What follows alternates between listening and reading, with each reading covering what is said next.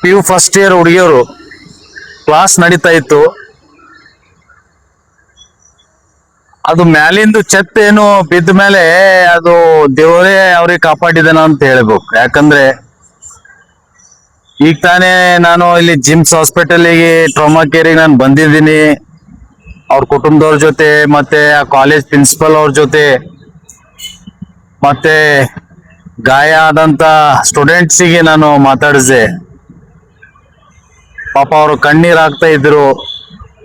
ಒಂದ್ ಮಗುದು ಸ್ಪೈನ್ ಮೇಲೆ ಇಂಜೂರ್ಡ್ ಆಗಿದೆ, ಕೈ ಮೇಲೆ ಒಬ್ಬರಿಗೆ ಇಂಜೂರ್ಡ್ ಆಗಿದೆ, ತಲೆಗೆ ಒಬ್ಬರಿಗೆ ಗಾಯ ಆಗಿದೆ. ಇದು 2010ನಲ್ಲಿ ಕಟ್ಟಡ ಆಗಿದೆ ಅಂತ ಪ್ರಿನ್ಸಿಪಲ್ ಅವರು ಹೇಳ್ತಾ ಇದ್ರು. ಈಗ ತಾನೇ ಇದು ಕಟ್ಟಡ ಕರೆಕ್ಟ್ ರೀತಿಲಿ ಆಗಿಲ್ಲ ಅಂತ ಪ್ರಿನ್ಸಿಪಲ್ ಮತ್ತೆ ಕಾಲೇಜ್ ಸ್ಟಾಫ್ ಎಲ್ಲ ಬಹಳಷ್ಟು ಸಲ ಅಧಿಕಾರಿಗಳಿಗೆ ಮನವಿ ಮಾಡಿಕೊಂಡಿದ್ರು. ಸ್ವಲ್ಪ ಇದು ಕಟ್ಟಡ ಕರೆಕ್ಟ್ ಆಗಿಲ್ಲ, ಇದ್ರ ಮೇಲೆ ಸ್ವಲ್ಪ ಕ್ರಮ ತಗೊಂಡು ಸ್ವಲ್ಪ ಬದಲಾವಣೆ ಮಾಡ್ರಿ ಒಳ್ಳೆ ರೀತಿಲಿ. ಯಾಕಂದ್ರೆ ನಾಳೆ ಎಲ್ಲ ಸ್ಟೂಡೆಂಟ್ ಅರ್ಧ ಕೂಡ್ತಾರೆ, ನಾಳೆ ಅವರಿಗೆ ಯಾವ್ದು ರೀತಿಲಿ ಪ್ರಾಬ್ಲಮ್ಸ್ ಆಗಬೇಡ್ದಂತ ಕಾಲೇಜ್ ಸ್ಟಾಫ್ ಮತ್ತು ಪ್ರಿನ್ಸಿಪಲ್ ಅವರು ಹಲವಾರು ಸಲ ಹೈಯರ್ ಅಥಾರಿಟಿಗೆ ಭೇಟಿ ಆಗ ಮೇಲೆ ಯಾವುದು ರೆಸ್ಪಾನ್ಸ್ ಅಲ್ಲಿಂದ ಬಂದಿಲ್ಲ ಅಂತ ಈಗ ತಾನೇ ಚರ್ಚೆ ನಡೀತಾ ಇತ್ತು. ಈಗ ತಾನೇ ನಾನು ಸೋಷಿಯಲ್ ಮೀಡಿಯಾನಲ್ಲಿ ದಕ್ಷಿಣ ಮತಕ್ಷೇತ್ರ ಶಾಸಕರು, ಈ ಕಾಲೇಜ್ ನಮ್ ದಕ್ಷಿಣ ಮತಕ್ಷೇತ್ರದಾಗೆ ಬರ್ತದೆ. ಇದು ಇವತ್ತು ದಕ್ಷಿಣ ಮತಕ್ಷೇತ್ರ ಶಾಸಕರು ಬಂದು ಇಲ್ಲಿ ಒಂದು ಸ್ಟೇಟ್ಮೆಂಟ್ ಕೊಡ್ತಾರೆ. 2016ನಲ್ಲಿ ಪ್ರಾಪರ್ ರೀತಿಲೇ ಇದು ಕಟ್ಟಡ ಆಗಿಲ್ಲ ಅಂತ ಶಾಸಕರು ಹೇಳಿಕೆ ಕೊಡ್ತಾರೆ. ಇವತ್ತು ಆ ಕುಟುಂಬದವರಿಗೆ ಯಾವ ರೀತಿಲಿ ಪರಿಹಾರ ಘೋಷಣೆ ಮಾಡಿಲ್ಲ ಶಾಸಕರು. ಇವತ್ತು ಕಾಂಟ್ರಾಕ್ಟರ್ ಯಾರು ಕಟ್ಟಡ ಮಾಡಿದ್ದಾರೆ ಅವ್ರು ಬ್ಲ್ಯಾಕ್ ಲಿಸ್ಟ್ ಹಾಕ್ರಿ, ಅದು ಹಾಕ್ರಿ ಅಂತ ಕತಿ ಹೋಗಿದ್ದಾರೆ. ಇವತ್ತು ನಾನು ಶಾಸಕ ಇದ್ರೆ ಇವತ್ತು ಇಮಿಡಿಯೇಟ್ ಪರಿಹಾರ ರಿಲೀಸ್ ಮಾಡ್ತಿದ್ದ ಬಡ ಕುಟುಂಬದ ಮಕ್ಕಳಿಗೆ. ಇವತ್ತು ಏನಾಗಿದೆ ಅಂದ್ರೆ 2016ದಾಗನು ಇವ್ರದೇ ಸರ್ಕಾರ, ಈಗ ಇದ್ದಿದ್ದನು ಇವ್ರದೇ ಸರ್ಕಾರ. ಈಗ ಇವ್ರ ಸರ್ಕಾರದಾಗ ಖಾಲಿ PU ಕಾಲೇಜ್ಗಳು, ಅಕಾಡೆಮಿಗಳು ಇವೇ ಬೀಳ್ತಾ ಇದೆ.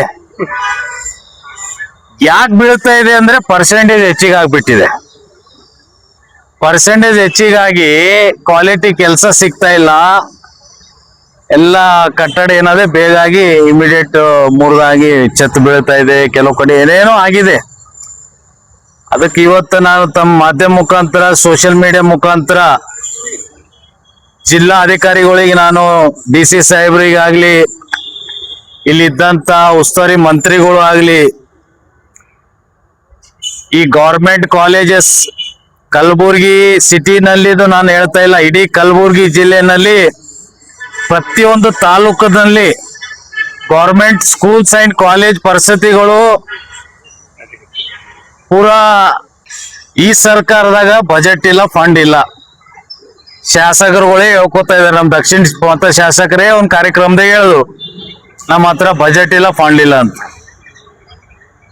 ಇಂಥ ಶಾಸಕರು ಅಧಿಕಾರದಾಗ ಯಾಕೆ ಇರ್ಬೇಕಂತ ನಾನು ಕೇಳ್ತೀನಿ. ಪರಿಹಾರ ಘೋಷಣೆ ಮಾಡ್ಬೇಕಾಗಿತ್ತು ಶಾಸಕರೇ. ನಿಮ್ KKRDB ನಿಮ್ ಅಜಯ್ ಸಿಂಗ್ ಅವರೇ ಇದ್ದಾರಲ್ಲ ಚೇರ್ಮನ್, ನೀವು ಅವ್ರ ಆಪ್ತ ಧರ್ಮ್ ಸಿಂಗ್ ಸಾಹೇಬರು ಮನೆ ಮಗ ಇದ್ದಂಗ. ನೀವು ಇಮಿಡಿಯೇಟ್ ನೀವು ಒಂದು 5-5 ಲಕ್ಷ ರೂಪಾಯಿ ಪಾಪ ಬಡವ ಮಕ್ಕಳು PU ಕಾಲೇಜ್ ಸ್ಟೂಡೆಂಟ್ ಒಂದು ಸ್ಪೇನ್ ಅವರು ಇವತ್ತು ಬ್ಯಾಕ್ ಪೇನ್ ಒಂದು ಡ್ಯಾಮೇಜ್ ಆಗಿದೆ. ಡಾಕ್ಟರ್ ಈಗ ಕೇಳಿದೆ ನಾನು, ಮುಂದ ಮಗು ಫಸ್ಟ್ ಇಯರ್ ಅಂದ್ರೆ ಈಗ ಅವರು ಮುಂದೆ ಹೆಂಗ ಜೀವನ ಅವ್ರದ್ದು. ಬಡ ಕುಟುಂಬದವ್ರು ಇವತ್ತು ಗೌರ್ಮೆಂಟ್ ಸ್ಕೂಲ್ದಾಗ ಯಾರು ರೊಕ್ಕದವ್ರು ಓದ್ತಾ ಇಲ್ಲ, ಬಡವ ಮಕ್ಕಳು ಓದ್ತಾ ಇದ್ದಾರೆ, ರೈತರ ಮಕ್ಕಳು ಓದ್ತಾ ಇದ್ದಾರೆ. ಇವತ್ತು ಶಾಸಕರು ಅವ್ರ ಕುಟುಂಬದವ್ರಿಗೇನೆ ಪರಿಹಾರ ಘೋಷಣೆ ಮಾಡ್ಬೇಕಾಗಿತ್ತು.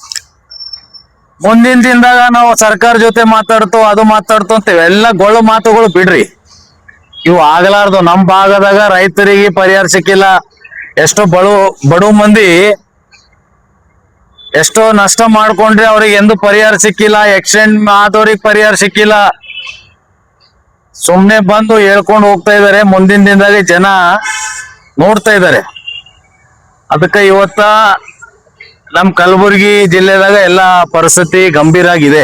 ಗೌರ್ಮೆಂಟ್ ಸ್ಕೂಲ್ಸ್ ಅಂಡ್ ಕಾಲೇಜ್ದವರು ಅದಕ್ಕೆ ಈಗ ತಾನೇ ಪ್ರಿನ್ಸಿಪಲ್ ಆಗ್ಲಿ ಎಲ್ಲ ಹಾಸ್ಪಿಟಲ್ ಅಥಾರಿಟಿ ಅವ್ರ ಜೊತೆ ನಾವು ಚರ್ಚೆ ಮಾಡಿದೆವು.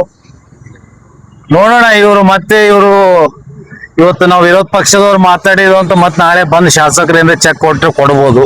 ಆ ಬಡು ಕುಟುಂಬದವರಿಗೆ ಒಂದು ಸಹಾಯ ಆಗ್ತದಂತ ನಮ್ಗೊಂದು ಆಸೆ ಇದೆ ಅಂತ ಹೇಳಕ್ ಇಷ್ಟಪಡ್ತೀನಿ. ಸರ್, ಅದ್ರ ಜೊತೆ ಉತ್ತರ